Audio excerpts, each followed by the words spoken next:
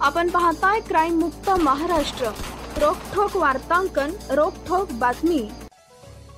पुणे शहरात गुन्हेगारांनी उच्छाद माजवला असून कायदा व सुव्यवस्था धोक्यात आली आहे। सहाय्यक पोलीस निरीक्षकावरच थेट कोयता हल्ला झाल्याने प्रचंड खळबळ उडाली आहे।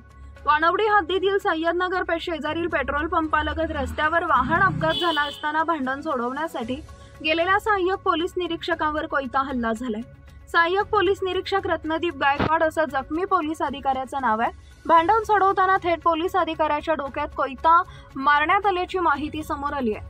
दरम्यान मोहम्मदवाडी पोलीस चौकी इथं प्रभारी अधिकारी म्हणून सहाय्यक पोलीस निरीक्षक रत्नदीप गायकवाड कार्यरत आहेत। रविवार दिनांक 25 ऑगस्ट रोजी दुपारी 4 वाजण्याच्या सुमारास न्यू रॉयल ऑटो गॅरेजच्या समोर ससानी नगर रेल्वे गेटच्या जवळ एका मोटरसायकल चालक व मागे बसलेले इसम यांची मोटरसायकलवरील इसम नामे निहाल सिंगू मन्नू सिंग टाक यांच्या बरोबर एक अनोळखी इसम यांच्यामध्ये वाद चालू असल्याने व इग्नेटर वरील निहाल सिंग मन्नू सिंग टाक यांच्या बरोबरील अनोळखी मुलगा हा होंडा ॲक्टिवावरील इसमांना मारहाण करत असल्याने त्याच्याकडे कोयता असल्याने तेथून जाणारे वानवडे पोलीस स्टेशनकडील एपीआय रत्नदीप गायकवाड हे त्यांची भांडणे थांबवून गाडी थांबवून भांडणे थांबवण्यासाठी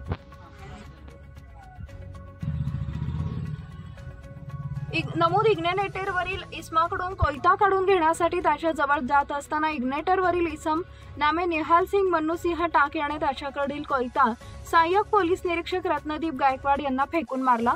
तो कोयता त्यांच्या डोक्यात लागला असून सहाय्यक पोलीस निरीक्षक रत्नदीप गायकवाड यांच्या डोक्यात गंभीर जखम झाली आहे। तसेच कोयता मारणारा इसम निहाल सिंग मनसिंग टाक व त्याच्या बरोबरीचा अनोळखी साथीदार हे तेथून दोघेही सय्यदनगरकडे पळून गेले।